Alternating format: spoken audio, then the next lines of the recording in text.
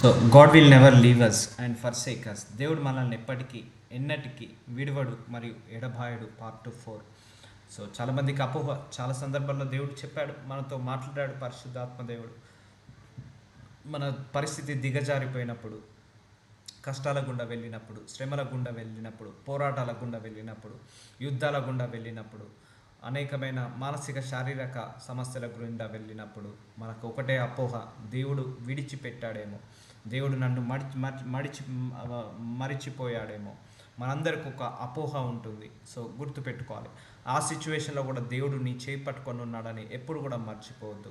So ఆయన ఏమంటున్నాడు, మనల్ని ఎప్పటికీ విడువడు, ఎడబాయుడు. ఎప్పటికి కూడా. సో మన పుట్టినప్పటి నుంచి గిట్టే వరకు, మన పరలోకానికి వెళ్ళే వరకు, మన ఆత్మ ఆయన సన్నిధానం చేరే వరకు ఆయన ఎప్పుడు కూడా విడిచిపెట్టాడు, వదిలిపెట్టాడు. సో అదొకటి మాత్రం మర్చిపోవద్దు. సో ఆ శ్రమలు, ఆ కష్టాల్లో కూడా నన్ను పట్టుకొని ఉన్నందుకు వందనాలయ్యా. ఎందుకంటే మనుషులకు ఆ అధికారం ఉండదు. మన శ్రమలను తీసేసే అధికారాన్ని, మన శ్రమల్లో మనల్ని సహాయం చేసే అధికారాన్ని కొంతవరకే ఉండొచ్చు. సో ఆ శ్రమల్లో, ఆ కష్టాల్లో, ఆ పోరాటంలో కూడా నా చెయ్యి పట్టుకొని ఉన్నందుకు వందనాలు ప్రభువా, నన్ను విడవనందుకు వందనాలు, నన్ను ఎడబాయనందుకు వందనాలు అని నువ్వు ప్రార్థించుకోవాలి, థ్యాంక్స్ చెప్పాలి. సో లేకపోతే ఇంకా మన పరిస్థితి దిగజారిపోవచ్చు. సో ఇప్పుడు మనం ఏ స్థితిలో అయితే ఉన్నామో ఆ స్థితిలో ఆయన పట్టుకొని ఉన్నాడు కాబట్టి ఆ స్థితిలో నిలబడి ఉన్నాము. లేకపోతే అంతకు కిందికి ఇంకా దిగజారిపోయే వాళ్ళము. అందుకే థ్యాంక్స్ చెప్పాలి. అందుకే దేవుడి వైపు ఎప్పుడు కూడా పాజిటివ్ అటిట్యూడ్తో ఉండాలి, పాజిటివ్ మైండ్ సెట్తో ఉండాలి. జవాబు వచ్చినా రాకపోయినా, సమాధానం వచ్చినా రాకపోయినా, ఆశీర్వదించబడకపోయినా, నీ దేవుడి మీద విశ్వాసము మారకూడదు, నీ దేవుడి మీద ప్రేమ నమ్మకము తగ్గకూడదు. So keep it aside. ఈ వరల్డ్ని పక్కకు పెట్టేసాయి, ఈ వరల్డ్లో ఉన్న ఆశీర్వాదాన్ని పక్కకు పెట్టేసాయి. ఈ వరల్డ్లో ఉన్న, ఈ ప్రపంచంలో ఉన్న, ఈ లోకంలో ఉన్న ఆశీర్వాదము, సమస్యలు, పోరాటాలు, ఈ లోక సంబంధమైన విచారణ, బాధ, వీటన్నిటిని పక్కకు పెట్టేసాయి కాసేపు. సో దేవుడితో గడుపు, దేవుడికి సమయాన్ని ఇవ్వు, దేవుడితో ఎక్కువ రిలేషన్లో ఉండు, ఎక్కువగా వాక్యం చదువుకో, వాక్యం విను, ప్రార్థించుకో.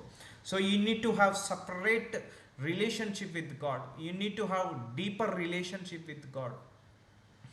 ఈ సమాధానాలు, ఈ సాక్ష్యాలు, లేకపోతే ఈ హీలింగ్, ఈ డెలివరెన్స్ వచ్చిందని దేవుడి మీద ప్రేమ పెరగడం, రాలేదని దేవుడి మీద ప్రేమ తగ్గడం, అలాంటివి చేసుకోకూడదు. So you need to be more closer to God when your situation is unfavourable. నీ సిచ్యువేషన్స్ అన్ఫేవరబుల్ ఉన్నప్పుడే ఇంకా క్లోజ్గా కావాలి ఎప్పుడు కూడా దేవుడి దగ్గరికి. సో ఆ అన్ఫేవరబుల్ సిచ్యువేషన్స్ ఉన్నప్పుడు, మనకు ఫెయిల్యూర్స్ ఉన్నప్పుడు, రిజెక్షన్స్ ఉన్నప్పుడు, we will think that God is not there with us. దేవుడు మనతో లేడని మనం అనుకుంటాము. That is the wrong assumption. So you will be there with us any situation, any circumstances, any problems, any situation. Your situation is worst or too worst or too worst, even though God will there with you, God will there for you. God is holding your hand. నీ యొక్క దేవుడు నీ చేయి పట్టుకొనే ఉంటాడు. Situation ఎంత వరస్ట్కి వెళ్ళినా కూడా పైకి లేస్తావు నువ్వు.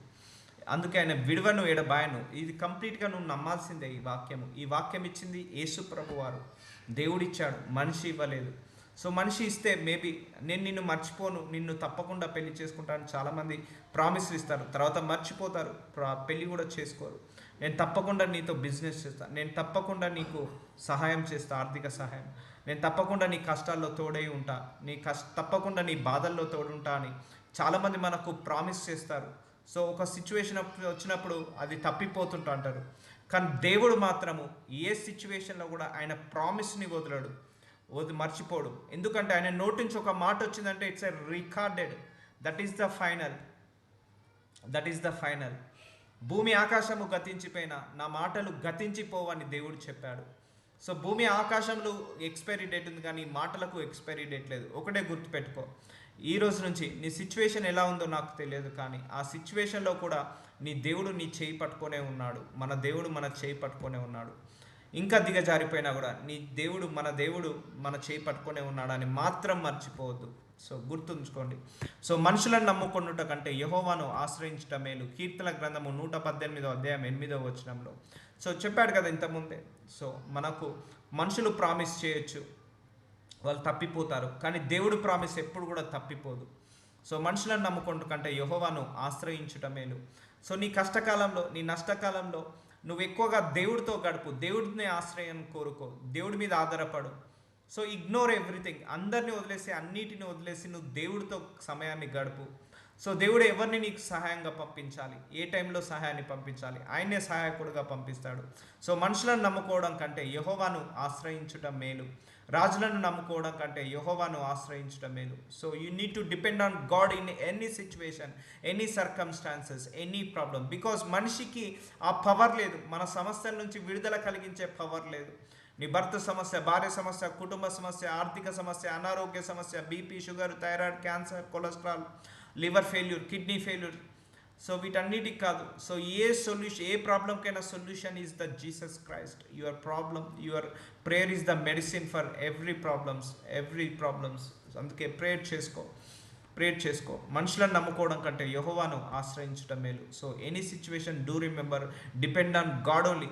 So if your situation is too worst, depend on God only. ఎందుకు చెప్పాలా?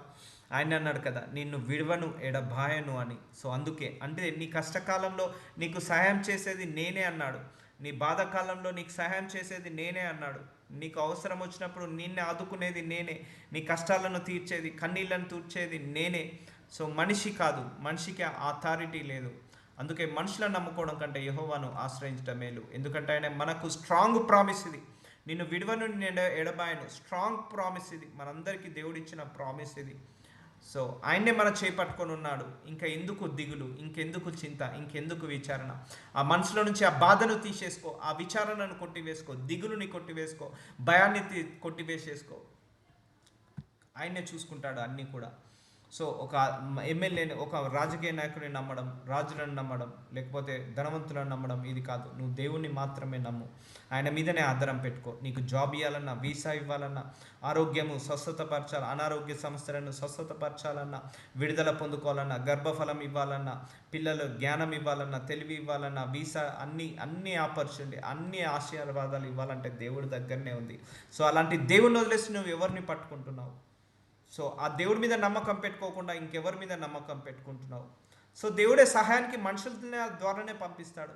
కానీ నువ్వు సహాయం మనుషులను అడగడం కంటే దేవుని సహాయం అడుగు. దేవుడు ఎవరో ఒకరి ద్వారా ద్వారాలను ఓపెన్ చేస్తాడు, ఎవరో ఒకరి ద్వారా సహాయాన్ని పంపిస్తాడు. సో నువ్వు మనుషులను సహాయం అడిగావు, ఇద్దరిని అడిగావు, ముగ్గురిని అడిగావు, నీకు దొరకదు. అదే నువ్వు దేవునే సహాయం అడుగు, ఆయన్నే, ముగ్గురు కాదు 30 మంది నుంచి కాదు, ఒక్కరి నుంచైనా ఆయన సహాయం పంపిస్తాడు, ఎవరో ఒకరి ద్వారా సహాయం పంపిస్తాడు. సో ఏలియాకి సహాయము కాకుల ద్వారా పంపించాడు దేవుడు సహాయాన్ని. సో ఎవరో ఒకరి ద్వారా పంపిస్తాడు. So you need to depend on God only. ఎందుకంటే నిన్ను ఎడబాయను, నిన్ను విడవను అన్నాడు. ఒకసారి ఇంకో ఎగ్జాంపుల్ చూద్దాము. ఆ సారెపేతులో ఆ పేద విధవరాలు, ఆమె వృద్ధురాలు అయిపోయింది. ఇక లాస్ట్ మీలు ఉన్నప్పుడు కూడా దేవుడు ఆమెను విడిచాడా, ఎడబార్చాడా? విడవలేదు, ఎడవబాయలేదు. ఏలియానిచ్చి సహాయకుడుగా ఏలియానిచ్చి ఏలియా ద్వారా ఆ బిడ్డను ఆశీర్వదించుకున్నాడు. సో కరువు వచ్చింది, ఏలియా ఉన్న కాలంలో కష్టం వచ్చింది, ఊరంతా అడవి అయిపోయింది. సో ఆ టైంలో కూడా ఏలియాను దేవుడు విడిచాడా? విడవలేదు. విడవను ఎడబాయను అన్నాడు. చూసారా, ఆయన విడవను ఎడబాయను అంటే నీకు ఎలాంటి సిచ్యువేషన్లో ఉన్నా కూడా ఆయన విడవడు, ఆయన ఎడబాయడు. సో మోషేకి తోడే ఉన్నాడు దేవుడు. సో అందుకే అన్ని లక్షల జనాభాను దేవుడు నడిపించాడు. మోషేని విడవలేదు, ఎడబాయలేదు. ఆయన ముందుండి నడిపించాడు. మోషే ముందుండి ఆ సైన్యాన్ని నడిపించాడు, ఆ యొక్క ఇజ్రాయేలీలను నడిపించాడు. తర్వాత జోషువాకి, మోషేకి తోడే ఉన్నట్టు జోషువా నీకు కూడా తోడే ఉంటాను, నువ్వు భయపడకు, నువ్వు సాగు, ముందడికి సాగు, నేనున్నా. మోషేని ఎలాగైతే నేనే నడిపించాను, మోషేను, జోషువాను నడిపించాను నేనే, ఏలియాను నేనే పెంచాను, పోషించాను ఆ కరువులో కూడా. యోసేపు ఉన్నప్పుడు కూడా 7 సంవత్సరాలు కరువు వచ్చినప్పుడు నేనే యోసేపు ద్వారా ఆ కరువుని తీశాను. సో ఈరోజు అదే దేవుడు మనతో మాట్లాడుతున్నాడు.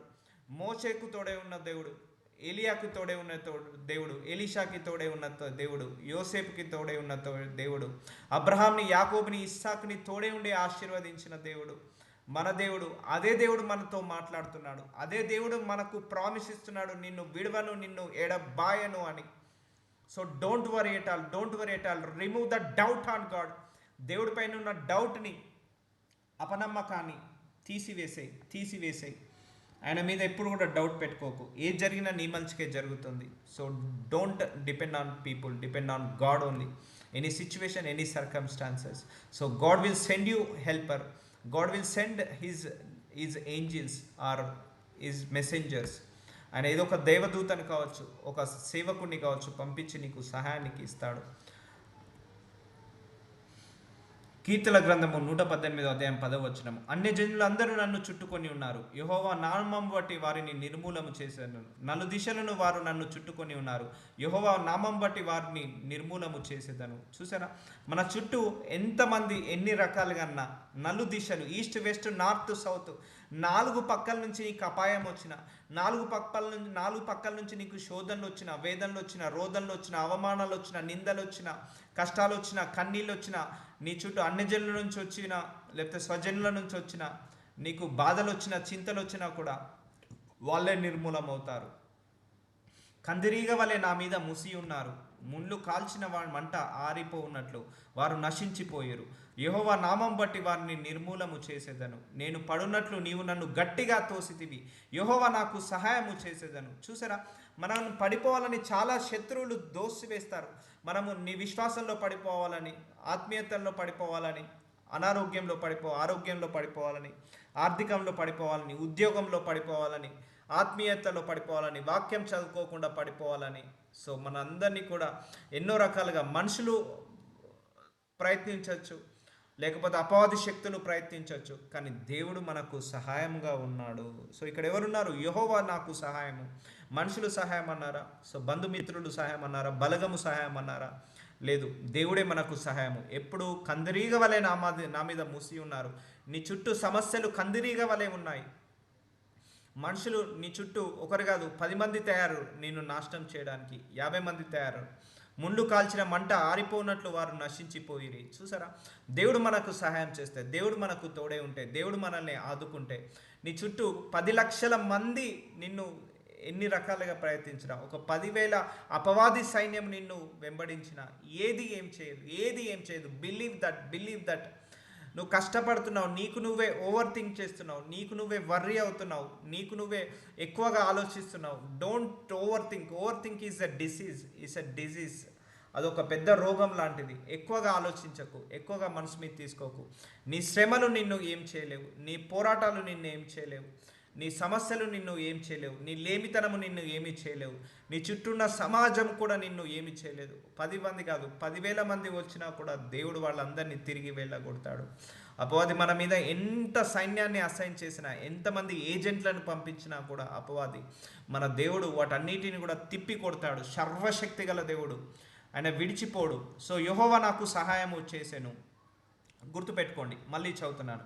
అన్యజనులందరూ నన్ను చుట్టుకొని ఉన్నారు, యెహోవా నామం బట్టి నేను వారిని నిర్మూలము చేసేదను.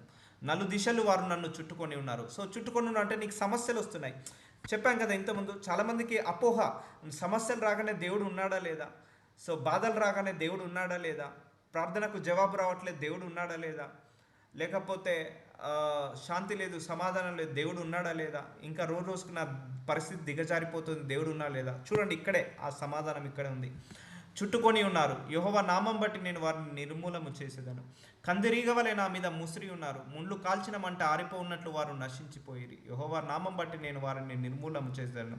నేను పడినట్లు అంటే మనం అవమానంలో, నిందలలో, ఆర్థిక సమస్యల్లో, కుటుంబ సమస్యల్లో, బలహీనతలో పడిపోయినప్పుడు మనం అనుకుంటాము దేవుడు మనకు తోడుగా లేడని. సో అప్పుడు ఏమవుతుందట? గట్టిగా తోసివేసి యెహోవా నాకు సహాయము చేసెను. సో ఇక్కడ నువ్వు సంతోషంలో ఉన్నప్పుడు, నువ్వు ఆశీర్వాదంలో ఉన్నప్పుడు, నువ్వు ఆనందంలో ఉన్నప్పుడు దేవుడు ఇక్కడ నీకు సహాయం చేస్తున్నా అంటున్నాడా?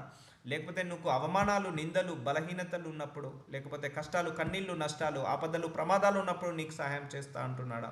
సో ఇవన్నీ ఉన్నప్పుడే, ఆపదలు, ప్రమాదాలు, కష్టాలు ఉన్నప్పుడే నీకు సహాయం చేస్తా అంటున్నాడు. సో సహాయం చేస్తా అంటే ఆ టైంలో మనల్ని వదిలేశాడా, మనల్ని పట్టుకునే ఉన్నాడా?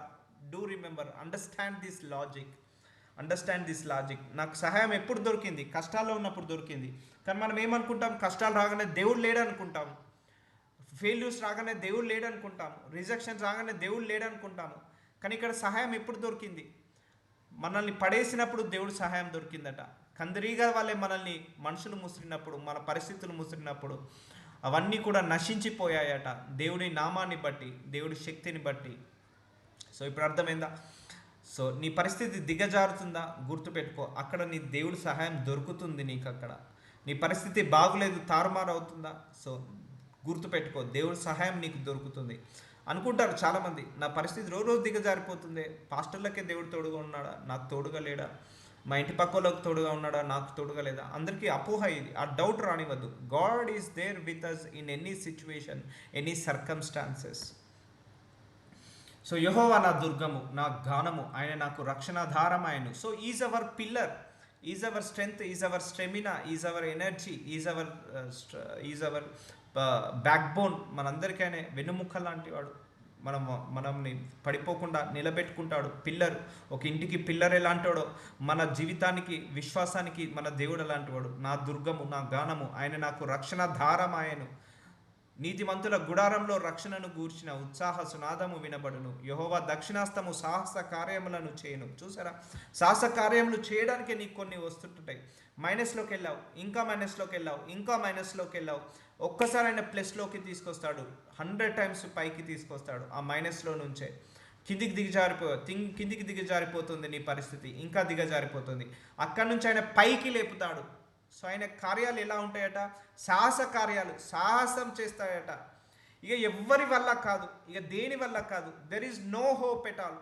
There are all the doors are closed in your life. God will open the new doors. దేవుడు అలాంటి సాహసాలు చేస్తాడు. అన్నీ కూడా సాహసాలు, అద్భుతాలు, ఆశ్చర్యమైన కార్యాలు నీ ఊహకు కూడా అందవు. ఎంత అయిపోయింది అనుకుంటావు, కానీ దేవుడు అక్కడనే మొదలు పెడతాడు.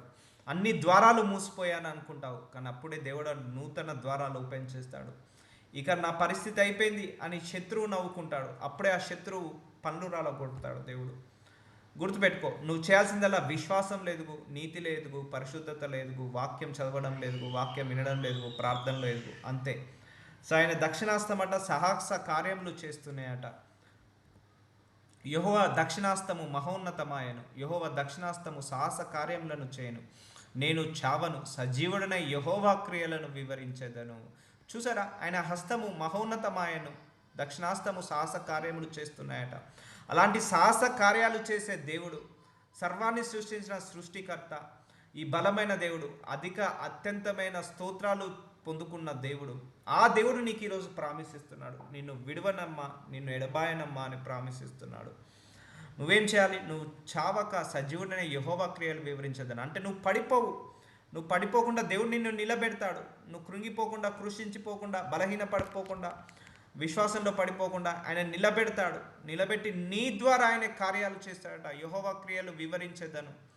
సో నా దేవుడు ఒకప్పుడు కష్టం ఉన్నప్పుడు నా దేవుడు ఇన్ని అద్భుతాలు చేశాడని నువ్వు ఆయన క్రియలు 10 మందికి సాక్ష్యరూపంగా పంచుకుంటావట. ఆయన సహాయం దొరికితే ఎలా ఉంటుంది?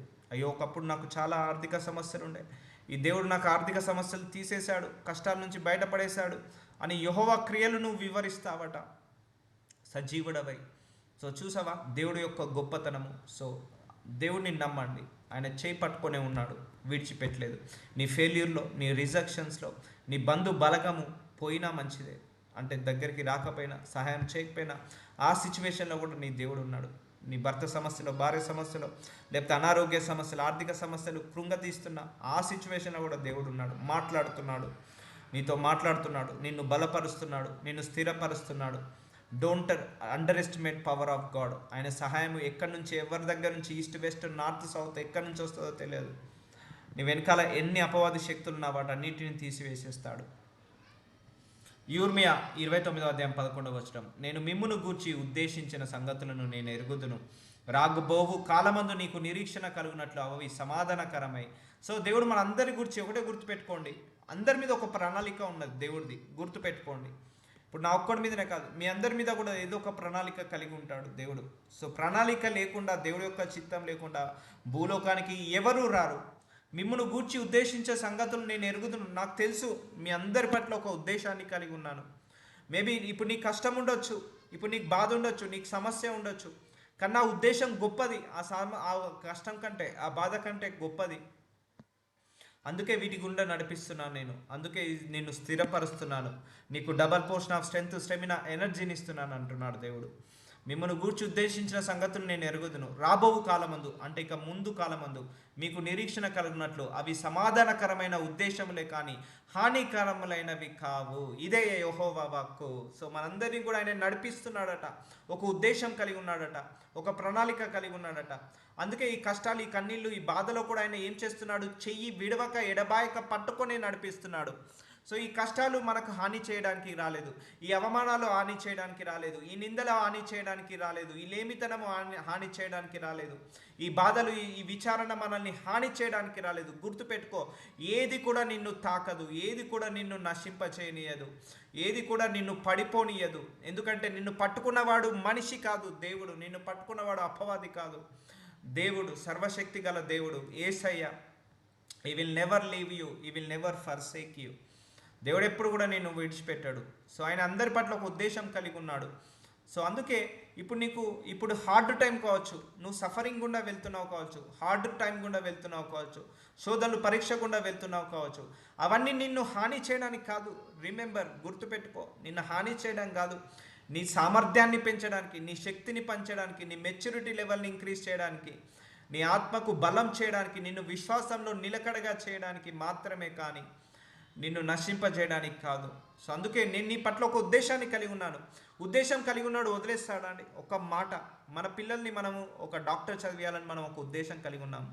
10th క్లాస్లోనే వదిలేస్తామా? ఇంటర్లోనే వదిలేస్తామా? వాడు డాక్టర్ చదివే పాస్ అయ్యి ఆ స్కెథోస్కోప్ పెట్టుకొని ఆ ట్రైనింగ్ తీసుకొని ఆ డాక్టర్ సీట్లో కూర్చున్నంత వరకు మనం వాళ్ళని వెంబడే ఉంటాము. సో దేవుడు కూడా మనందరి పట్ల ఒక ఉద్దేశం కలిగి ఉన్నాడు. సో డాక్టర్ చదవగానే ఈజీగా అండి, 6 years డైలీ 12 hours చదవాలి, కష్టపడింది ఏది రాదు. సో అలాగే దేవుడు కూడా మన పట్ల ఒక ఉద్దేశం కలిగి ఉన్నాడు. ఆ ఉద్దేశాన్ని నెరవేర్చడానికే ఈ బాధలు వస్తున్నాయేమో, ఆ ఉద్దేశాన్ని నెరవేర్చడానికే ఈ కష్టాలు వస్తున్నాయేమో. మన పిల్లల పట్ల కూడా మనం ఒక ఉద్దేశం కలిగి ఉంటాం, ఐఏఎస్ చేయాలి, ఐపీఎస్ చేయాలి. సో ఐఏఎస్ సంబంధించిన కోచింగ్లు ఏమి ఇప్పిస్తాము. కోచింగ్ ఈజీగా వస్తుందా? డే అండ్ నైట్ చదవకుండా, కష్టపడకుండా ఐఏఎస్ అవుతారా, ఐపీఎస్ అవుతారా, డాక్టర్ అవుతారా? సో మనం మధ్యలో వదిలేం కదా. ఇప్పుడు మన పిల్లల పట్ల మనం ఐఏఎస్ కావాలని మనం ఒక ఉద్దేశం కలిగి ఉన్నాము.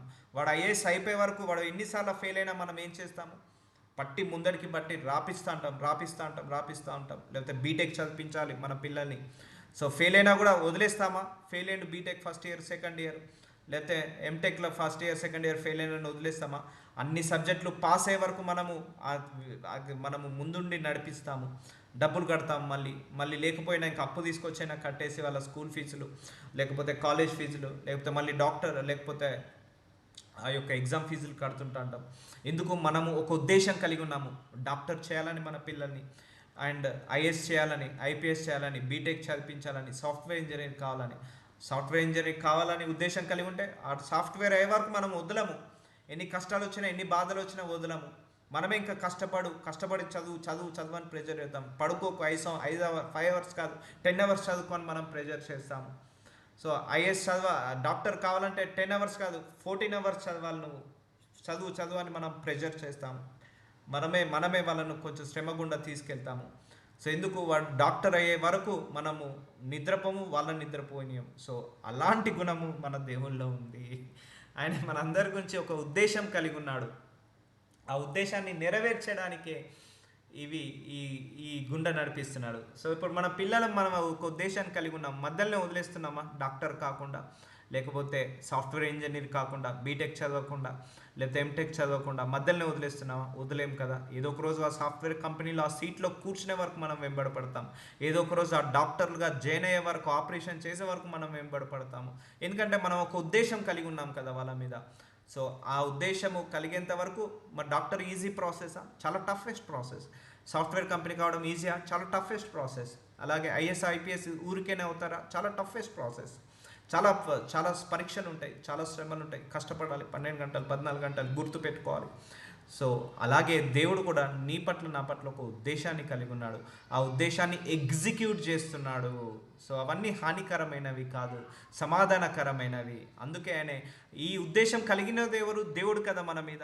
వదిలేస్తాడు ఆ ఉద్దేశం కలిగినాడు. ఇప్పుడు నీ పిల్లల మీద నువ్వు ఒక ఉద్దేశాన్ని కలిగి ఉన్నావు, వదిలేస్తున్నావా? కష్టమైనా నువ్వు తినకపోయినా వాళ్ళకి తిండి పెడుతున్నావు, నువ్వు కట్టుకోవడానికి స్కూల్ ఫీజులు లేకపోయినా కూడా నువ్వు నీ ఖర్చులు తగ్గించుకొని వాళ్ళకు స్కూల్ ఫీజులు, కాలేజ్ ఫీజులు కడుతున్నావు. ఒక ఉద్దేశం నీ పిల్లల పట్ల కలిగి ఉన్నావు కాబట్టి దాన్ని ఎగ్జిక్యూట్ చేస్తున్నావు. దేవుడు కూడా మన అందరి పట్ల ఒక ఉద్దేశాన్ని కలిగి ఉన్నాడు, ఎగ్జిక్యూట్ చేస్తున్నాడు. సో ఉద్దేశం కలిగి ఉన్నవాడు ఎప్పుడు కూడా చేతిని వదిలేస్తాడా? వదిలేడు. నిన్ను విడవడు, నిన్ను ఎడబాయడు. నిన్ను ఇప్పుడు దేవుడు ఏ సిచ్యువేషన్లో తీసుకెళ్తున్నాడో, ఏ బాధ గుండా, ఏ లేమితనం గుండా, ఏ కష్టం గుండా తీసుకెళ్తున్నాడో, గివ్ థ్యాంక్స్ టు గాడ్. ఎందుకంటే ఆ సిచ్యువేషన్లో కూడా దేవుడు నీ చెయ్యి పట్టుకొనే ఉన్నాడు, నీ తోడే ఉన్నాడు, నీకు నీడై ఉన్నాడు. కాబట్టి సో గుర్తుపెట్టుకోండి, సమాధానకరమైన ఉద్దేశంలే కానీ హానికరమైనవి కాదు. ఇది ఎవరు చెప్తున్నారట? యెహోవా వాక్కు, దేవుడు చెప్తున్నాడు. యిర్మీయా 29:12 మీరు నాకు మొరపెట్టుదురేమో, మీరు నాకు ప్రార్థన చేసి వత్తురేని, నేను మీ మనవి ఆలకింతును. సో ఈ సమయంలో నాకు మొరపెట్టుకో, నాకు మొరపెట్టుకో, నేను ఉత్తరం ఇస్తాను. ప్రార్థన చేయి అంటున్నాడు. నువ్వేం చేయకు, నువ్వు భయపడకు, బాధపడకు, దిగులు పడకు. నాకు మొరపెట్టుకో, ప్రేయర్ రూమ్కి వెళ్ళు, డోర్ దగ్గర పెట్టుకో, మోకరించు, ప్రార్థన చేయి, నేను నీ మనవి ఆలకింతును. సో నీ కష్టాల్లో, నీ సమయాల్లో దేవుడి మీద అండర్ ఎస్టిమేట్ కంటే దేవుడి సహాయాన్ని కోరు. మీరు నన్ను వెతికిన ఎడల, పూర్ణ మనసుతో నన్ను గూర్చి విచారణ చేయున ఎడల మీరు నన్ను కనుగొందురు. సో వెతకండి, నన్ను ఈ సమయంలో వెతకండి. నీ కష్టాలు, సమయం, బాధలు ఉన్నప్పుడు ఎక్కువసేపు దేవుడిని వెతకండి. అవమానం వచ్చిందా? ఎక్కువసేపు దేవుడిని వెతకండి. నింద వచ్చిందా? ఎక్కువసేపు దేవుడిని వెతకండి. విచారణ చేయండి నా ఎదల, నన్ను కనుక్కుంటారు, మీరు నన్ను తెలుసుకుంటారు. అందుకే చెప్తున్నా కదా, you need to know about your God. నీ దేవుడి గురించి నువ్వు గొప్పగా తెలుసుకోవాలి. ఎప్పుడైనా కూడా నీ దేవుడి గురించి నువ్వు తెలుసుకోవాలి. ఇప్పుడు మనకు పెళ్లి సంబంధం వచ్చింది అనుకోండి, అమ్మాయినా అబ్బాయినా ఏం చేస్తారు వాళ్ళు? ఫస్ట్ అబ్బాయి గురించి తెలుసుకుంటారు, లేకపోతే అమ్మాయి గురించి తెలుసుకుంటారు, వాళ్ళ ఫ్యామిలీ గురించి తెలుసుకుంటారు. మంచి ఫ్యామిలీ, వాళ్ళ మదర్ మంచా, వాళ్ళ ఫాదర్ మంచా, వాళ్ళ బ్రదర్స్ మంచోళ్ళ, లేకపోతే ఈ అబ్బాయి మంచోడా, ఈ అబ్బాయికి ఏ జాబ్ ఉంది, ఎంత జాబ్ ఉంది, ఏం తింటాడు, ఏం పడుకుంటాడు, లేకపోతే ఏది ఇష్టము, ఏది అయిష్టము. సో అమ్మాయి గురించి కూడా, ఈ అమ్మాయికి ఏదంటే ఇష్టము, ఏ ఫుడ్ అంటే ఇష్టము, గుణం ఏంటిది, కోపం వచ్చినప్పుడు ఎలా ఉంటుంది, కోపం లేకపోతే వెస్ట్రన్ డ్రెస్ వేసుకుంటారా, లేకపోతే ట్రెడిషన్ వేసుకుంటారా, ఏది ఇష్టము. సో ఇట్లా తెలుసుకుంటారు పెళ్లి సంబంధం వచ్చినప్పుడు అందరి గురించి. అమ్మాయి గురించి అబ్బాయి ఎక్కువగా తెలుసుకుంటుంది, అబ్బాయి గురించి అమ్మాయి ఎక్కువగా తెలుసుకుంటుంది. సో అలాగే you need to know about your God till your last breath. నీకు దేవుడు ఎంత వెతికితే అంత దొరుకుతాడండి. ఎండ్ అనేది లేదు, గుర్తుపెట్టుకోండి. మీరు ఇప్పటి నుంచి ఒక 100 సంవత్సరాలు నువ్వు దేవుని వెతికినా కూడా దేవుడిని కొత్తగా పరిచయం అవుతాడు, కొత్తగా పరిచయం అవుతాడు. నీకు తెలివైన దేవుడే మళ్ళీ నీకు కొత్తగా పరిచయం అవుతాడు. నువ్వు 100 సంవత్సరాలు దేవుడితో నడిచావు, కొత్తగా నేర్చుకోవడానికి ఏం లేదు అనుకోకు, ఇంకా చాలా ఉంటుంది. ఇప్పుడు మనమే మన భార్యతోడో మన భర్తతోడో ఒక 2-3 సంవత్సరాలు గడిపామనుకో, ఇక కొత్తగా పరిచయం చేసుకోవడానికి ఏముండదు, తెలిసిపోతుంది. భర్త గుణం ఏంటిదో, భార్య గుణం ఏంటిదో అన్నీ తెలిసిపోతుంది. మన పిల్లలతో ఒక 3 సంవత్సరాలు ఉన్నాం అనుకో, తెలిసిపోతుంది. కానీ నీకు దేవుడు అట్లా కాదు. నువ్వు 100 సంవత్సరాలు నడిచినా నీకు దేవుడు కొత్తే, 1000 సంవత్సరాలు గడిచినా నీకు దేవుడు కొత్తే. ఆయన గురించి నీకు తెలియని గుణం ఇంకేదో కనపడుతుంటా ఉంటుంది. ఆయన ఎంత వెతుకుతా అంటే అంత దొరుకుతుంటా అంటాడు, ఎంత వెతుకుతా అంటే అంత వెళ్తుంటా ఉంటుంది. ఇప్పుడు బంగారం బావి తవ్వుతున్నా కొద్దీ బంగారం వెళ్తుంది, బొగ్గు బావిలో తవ్వినా కొద్దీ బంగారం వెళ్తుంటుంది, ఊట బావిలో తీసిన కొద్దీ నీళ్లు ఊరుతుంటా ఉంటాయి. దేవుడు కూడా ఒక ఊట బావిలాగా. అంటే నువ్వు ఎంత వెతుకున్నా కొద్దీ ఇంకా కొత్త కనపడతాడు నీకు, కొత్త సన్నివేశాలు, కొత్త మిరాకిల్స్ చేస్తుంటా అంటాడు, కొత్త అనుభవాలు ఇస్తుంటా అంటాడు, కొత్తగా నువ్వు తెలుసుకుంటా అంటావు. దేవుడు ఓహో 10 సంవత్సరాల క్రితం నాకు ఇలా కాలేదే, 15 సంవత్సరాలు నడిచిన తర్వాత కూడా నాకు దేవుడు ఈ కార్యం కూడా చేస్తున్నాడా అని నీకు ఇప్పటి నుంచి ఒక 50 సంవత్సరాల తర్వాత కూడా నీ దేవుడు నీకు కొత్తగా కనపడతాడు.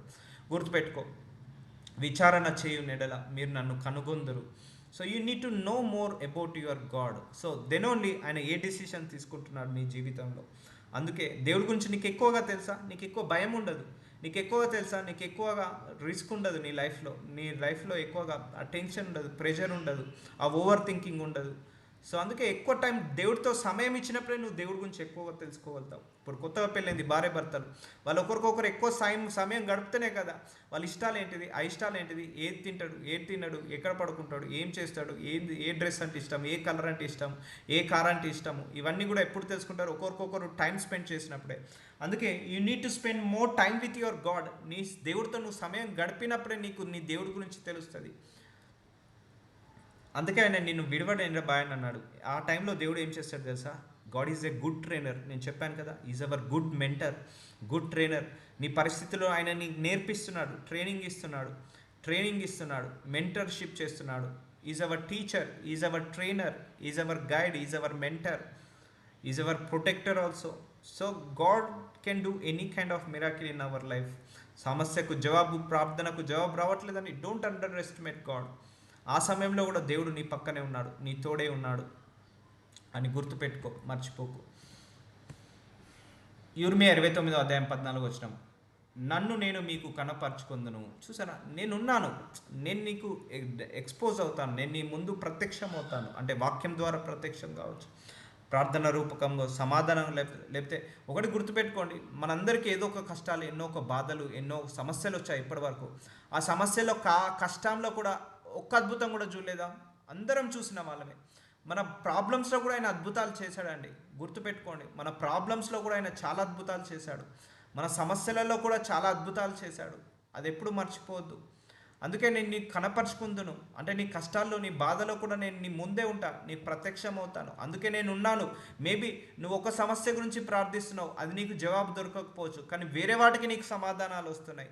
వేరే విషయంలో నువ్వు బాగుపడుతున్నావు, అది నీకు తెలియట్లేదు. ఫర్ ఎగ్జాంపుల్, మనం ఎక్స్ గురించి ప్రార్థిస్తున్నాం, ఆ ఎక్స్ అనేది దొరకట్లేదు, కానీ వైజెడ్ మనకు దొరికింది, కానీ మనం అది రియలైజ్ అవ్వట్లేదు. ఎక్స్ గురించే మనం ప్రార్థిస్తున్నాం. సో అంటే నీకు ఆ ఎక్స్ గురించి నువ్వు అద్భుతం జరగాలని చూస్తున్నావు, కానీ నువ్వు ఊహించని అద్భుతము, నువ్వు అనుకోని అద్భుతం వైజెడ్ కూడా ఆయన ఇచ్చాడు నీకు ఎప్పుడో. సో అందుకే నీ కష్టాల్లో కూడా నీకు అద్భుతాలు జరుగుతాయి, గుర్తుపెట్టుకో. నీ లేమితనంలో కూడా నీకు అద్భుతాలు జరుగుతాయి. నీ బాధలో, నీ చింతలో, నీ కష్టాల్లో, నీ సమస్యలలో, నీ పోరాటాల్లో కూడా నీ జీవితంలో చాలా అద్భుతాలు జరుగుతాయి. ఇంకప్పుడే ఇంకెక్కువ చేస్తాడు దేవుడు. ఒకటి గుర్తుపెట్టుకోండి, మనం సంతోషంగా ఉన్నప్పుడు అద్భుతాలు కాదు, మనం బాధలో, కష్టాలు ఉన్నప్పుడే దేవుడు ఇంకెక్కువ అద్భుతాలు చేస్తాడు మన విషయాలలో. కానీ మనం ఇంకా still focus on that problem only, still focus on that miracles only. మనం ఏదైతే మిరాకిల్ ఎక్స్పెక్ట్ చేస్తున్నామో అక్కడనే మనం ఆగిపోతాం. సో అందుకే ఆయన నేను మీకు కనపరుచుకుందును. సో నేను మీకు కనపరుచుకుంటా, నేను విడువనెడబాయను. సో నీ కష్టాల్లో కూడా నేను నీకు తోడే ఉంటా, నన్ను నేను కనపరుచుకుంటా. ఇదే యెహోవా వాక్కు, నేను మిమ్మును చెరలో నుండి రప్పించేదను. చూడండి, ఈ ప్రామిస్ ఎక్కడ ఇస్తున్నాడు దేవుడు? చెరలో అంటే బంధకాల నుండి రప్పిస్తా అంటున్నాడు. అంటే నువ్వు సుఖాల్లో ఉన్నప్పుడు నేను వస్తాను అనట్లేదు, నీ కష్టాల్లో ఉన్నప్పుడు వస్తా అంటున్నాడు దేవుడు. సో ఇప్పుడు అర్థమైందా? కష్టాల్లో ఉన్నప్పుడు మనం ఏమనుకుంటాం, దేవుడు వదిలేశాడేమో అనుకుంటున్నావు. సో ఆ కష్టాల్లో ఉండి కూడా, ఆ చెరలో నుండి కూడా నేను బయటికి తీసుకొస్తా అంటున్నాడు, రప్పించేదను. నేను మిమ్మల్ని చెరపట్టి ఏ జనుల్లోనికి, ఏ స్థలంలోనికి మిమ్మల్ని తొలివేసి తినో ఆ జనులందరిలో నుండి, ఆ స్థలములన్నింటిలో నుండి మిమ్మల్ని సమకూర్చి రప్పించేదను. చూసారా, బయటికి తీసుకొస్తా. ఇక్కడ దేవుడు ఎక్కడ ప్రామిస్ ఇస్తున్నాడు? నువ్వు సుఖాల్లో ఉన్నవాడిని ప్రామిస్ ఇస్తున్నాడు. నువ్వు సుఖాల్లో ఉన్నావు కదా, నేను ఇంకా హెచ్చిస్తా అంటున్నాడా? నువ్వు ఆనందంలో ఉన్నావు, నువ్వు ఆస్తిపరుడవయ్యావు అని నేను అంటున్నాడా? నిన్ను కాపాడుతా అంటున్నాడా? నీ కష్టాల్లో ఉన్నప్పుడు నేను ప్రామిస్ ఇస్తున్నా అంటున్నాడు దేవుడు. చూడండి, నీ కష్టాల్లో ఉన్నప్పుడే నేను నీకు ప్రత్యక్షమైతా, నేను మీకు కనపరుచుకుందును. ఎప్పుడు ప్రత్యక్షమవుతాడట? మిమ్మల్ని చెరలో నుండి రప్పించేదను, అంటే మిమ్మల్ని కష్టాల నుంచి, బాధల నుంచి నేను రప్పిస్తాను, బయటికి తీసుకొస్తాను. ఇది బాధలో ఉన్నప్పుడు నీకు దేవుడు ప్రామిస్ ఇస్తున్నాడు.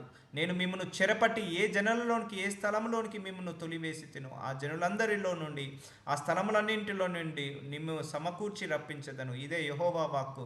ఎచ్చట నుండి మిమ్మల్ని చెరకు పంపి తిను, అచ్చటికే మిమ్మల్ని మరల రప్పింతును. చూసారా, ఏ దిగజారిపోయావో ఆ ప్లేస్ నుంచి మళ్ళీ నేను నిన్ను పైకి తీసుకొస్తా. సో నువ్వు కష్టాల్లో ఉన్నప్పుడు దేవుడి ప్రామిస్ ఇస్తున్నాడు, సుఖాల్లో ఉన్న వాళ్ళ కోసం కాదు. సో అదే ఇప్పుడు అపోహ పోయింది అందరికీ. సో నేను కష్టాల్లో ఉన్నాను, దిగజారిపోయాను. చూడండి, మిమ్మల్ని చెరుకు పంపి తినో, అచ్చటికే మిమ్మల్ని మరల రప్పింతును. అంటే నీ పరిస్థితి దిగజారిపోయింది, మళ్ళీ దిగజారిపోయింది, మళ్ళీ దిగజారిపోయింది, మళ్ళీ దేవుడు ఏమంటున్నాడు? పైకి తీసుకొస్తా అంటున్నాడు. ఎందుకు? ఆ దిగజారిపోయిన పరిస్థితిలో కూడా నీ చెయ్యి పట్టుకునే ఉండి పైకి తీసుకొస్తా అంటున్నాడు. సో నువ్వు సుఖాల్లో ఉన్నప్పుడు, ఆనందంగా ఉన్నప్పుడు, ఆస్తిపరుడు అయినప్పుడు దేవుడు ఈ ప్రామిస్ ఇవ్వట్లేదు. నీ ప్రతి కష్టంలో నేను తోడున్నాను, బయటికి తీసుకొస్తా. నీ అవమానాల్లో నేను తోడున్నాను, బయటికి తీసుకొస్తా.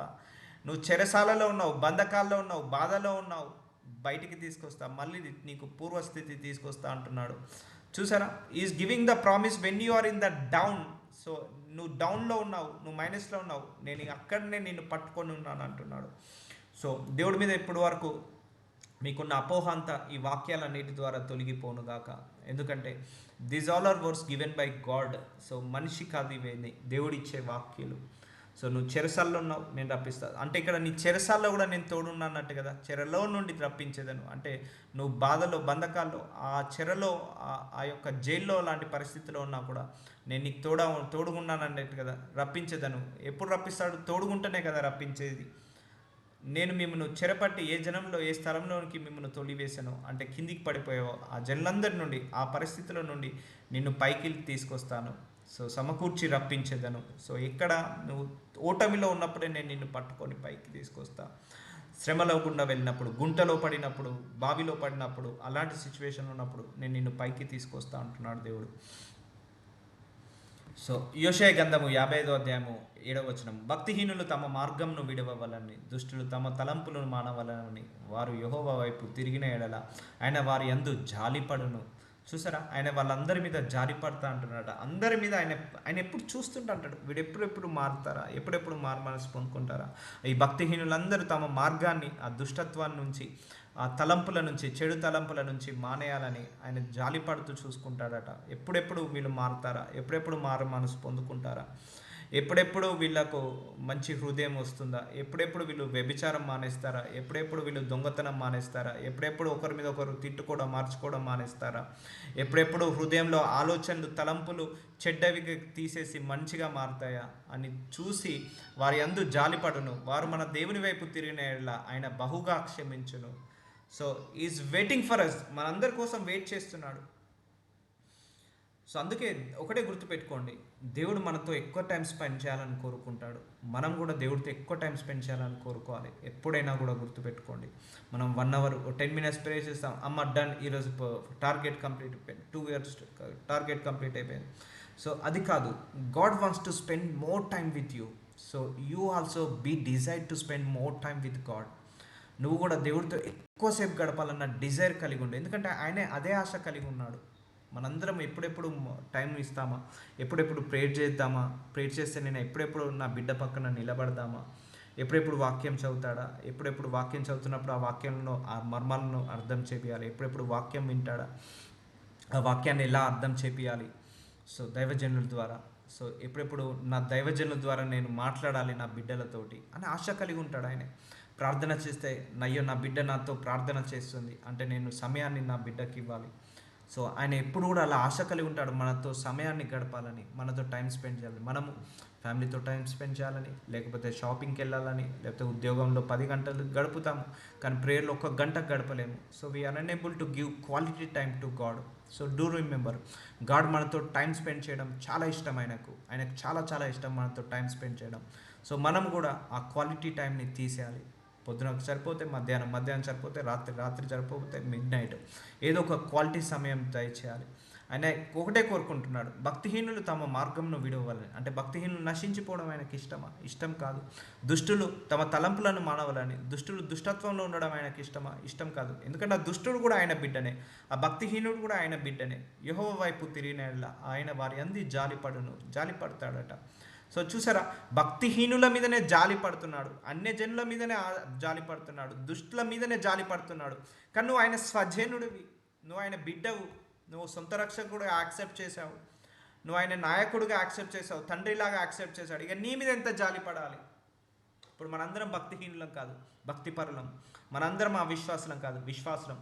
మనందరం అన్యజనులం కాదు, స్వజనులం ఆయనకు. సో మనందరం కూడా చెడు లేకుండా మంచి మార్గంలో నడుస్తున్నాం.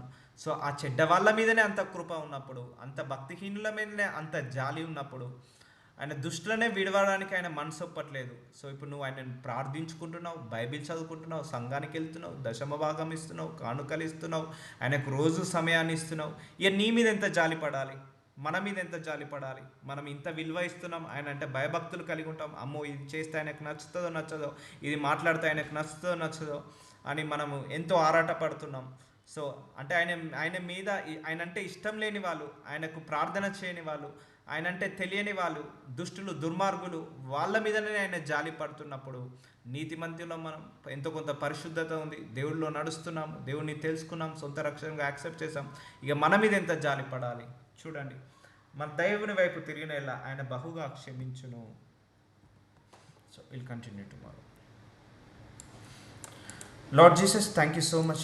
You've given the another mysteries from the word of God, my Lord. ఈ వాక్యంలో ఉన్న మర్మాలను మాకు బయలుపరిచి మమ్మల్ని ఆత్మలో తృప్తిపరిచినందుకు, మమ్మల్ని ఇంకా స్టెమినా ఎనర్జీ చేసినందుకు, మీ పైన ఉన్న డౌట్ని అపోహాని మళ్ళీ ఈ వాక్యం ద్వారా మాట్లాడి తీసివేసినందుకు శతకోటి వందనాలు, శతకోటి స్తోత్రాలు, శతకోటి కృతజ్ఞతలు చెల్లిస్తున్నాను తండ్రి.